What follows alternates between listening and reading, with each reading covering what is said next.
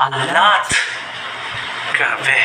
Na money laundering activities involving no less than 350 tons of gold deposits. Yeah, this is Mantakin it. niyo yan. That's At itong mga aktibidades daw ito ay nangyari between yung mga panahon na talunan ang Marcos Jr. pero I'm sure pinakikinibangan hanggang ngayon dahil nga hindi natin naintindihan kung ano nangyari dun sa 128 billion na biglang nawala sa Central Bank Reserves.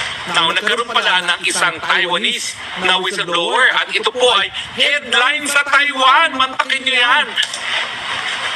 Well, may Taiwan pa pala, may Hong Kong pa pala, may Japan pa. Pero bakit walang Pilipinas? Bakit?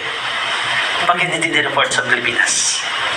Is it regulated? Manipulated? Maybe.